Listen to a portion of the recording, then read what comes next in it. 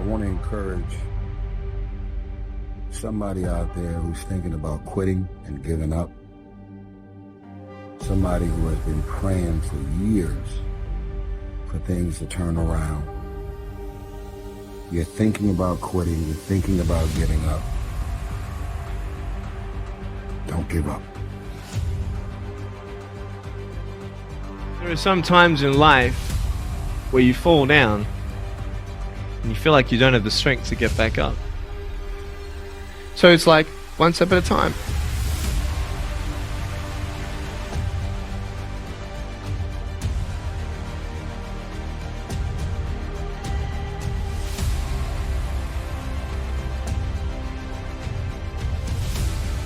You just want to step out of it, to step out of the whole race, the whole business.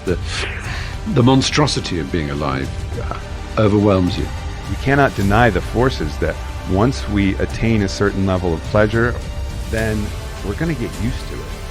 But if it gets, redirected or it doesn't happen the way we want, well, that's when the suffering comes. You take steps in this direction, you take steps in that direction, sort of get lost along the way, and sometimes you fall down. But if I fail, I try again, and again, and again. For as long as I try, there's always that chance of getting up. And it's not the end until you've given up. And just the fact that you're here should persuade you that you have another chance to get back up. There's still hope. Where is their happiness? Well, happiness is found within the heart, or found within the whole world, everything and nothing. It's not in one particular thing, but it's in everything. I know how it feels to have a broken heart, and I know how it feels to be alone. But I just want you to know that it's not the end.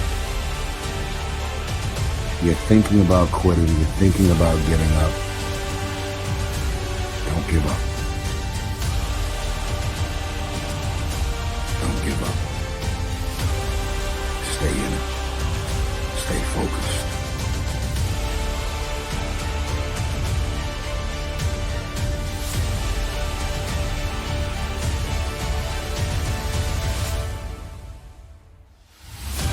You've got to reevaluate and attack life again. It's tough, it's hard.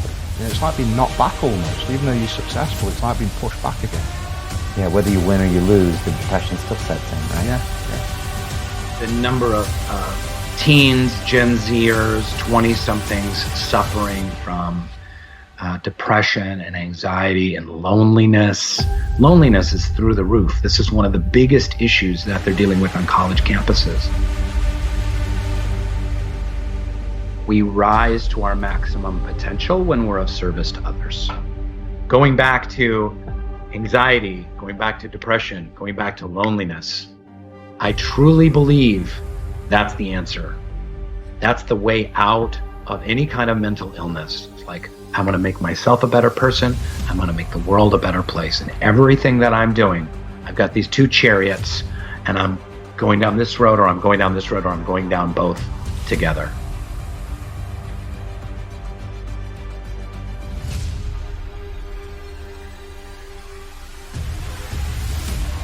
I've been there a lot in my life, especially before my car accident, my teenage years. Then the first woman I ever loved, we had a big breakup, and that breakup sent me down into depression and suicidal plan. And it's tough to dispense advice to people other than get help. And I'll share why. Because that time in my life, I had so many people coming up to me. My friends would come into my dorm room and, Brendon, let's go do something. And the hope is lost. And what people, I think, make the mistake of trying to do is hype people up. Everything's gonna be okay, you're gonna be great. And what people need who are suicidal is serious psychological intervention. They need to seek support and help. And outside of that, when they do get that support, the first thing a great therapist is going to do, outside of the emotional reflection work of why are you here and what has caused this sort of pattern for you, they're going to get you starting to get some momentum. The most important thing is when you are super down, outside of finding that emotional reasoning for where you are, is to start getting momentum. Because with momentum comes hope. With momentum comes motivation. With momentum comes, that feeling that there's a reason for tomorrow. And so it's as simple as just saying, okay, what are 3 things I'm going to do today?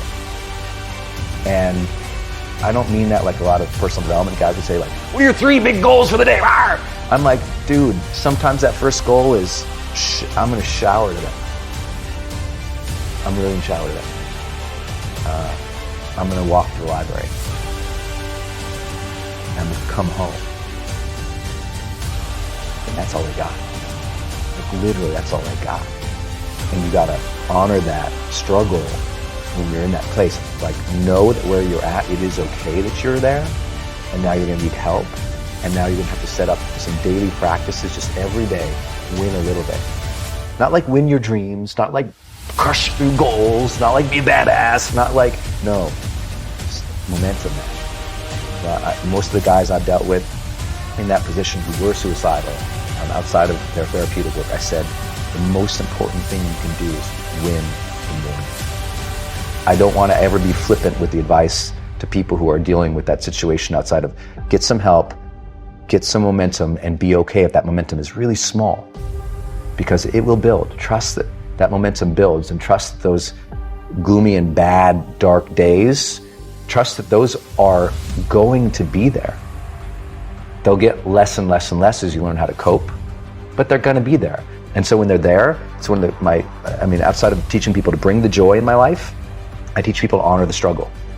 Honor the difficulty. When we honor the struggle instead of hate the struggle, we can really achieve extraordinary things because our mindset's in the right place. As soon as you honor the struggle, you accept that, oh, of course, there should be struggle here. I should honor this process. When you go to the gym to work out, you honor that this is going to be hard, and honor that process of getting better. And the more that you bring honor to it, the more your psyche builds with strength, and you get a little bit of that esteem back because you see yourself engaging something versus avoiding it and running away. You see yourself connecting with something and giving it reverence. Like I have reverence for the difficulties of life. They may be better. So I don't want a friction-free life. I'm not interested in it. I like to say sometimes that, the journey to greatness begins the moment that our, deep desires for comfort and ease are overpowered by our desires to connect and contribute.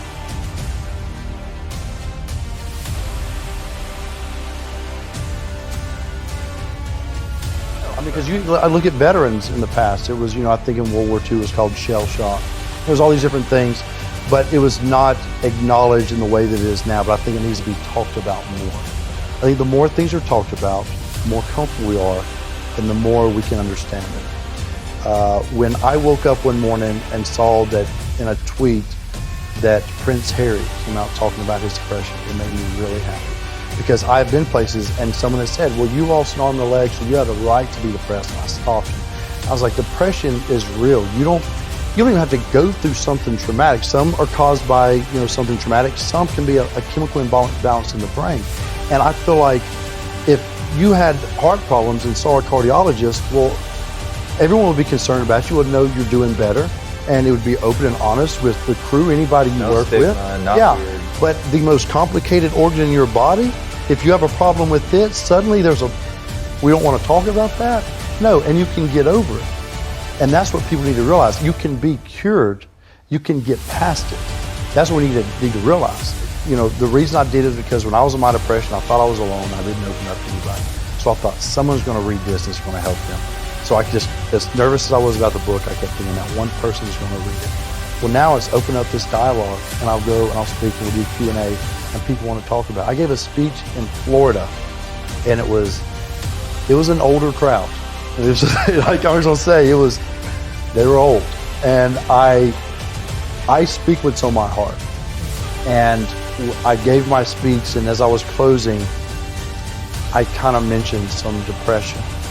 because I was coming out of the winter months, and it hit me again this past winter, and I went and saw the doctor, and so it was on my mind, and it came up.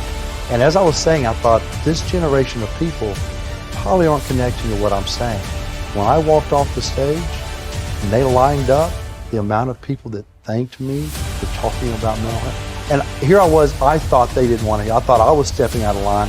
No, it needs to be talked about, because it's not just this generation. It's people are realizing more and more that it's an issue. And the more we talk about it, the easier it is for people to be honest with themselves and get the help they need.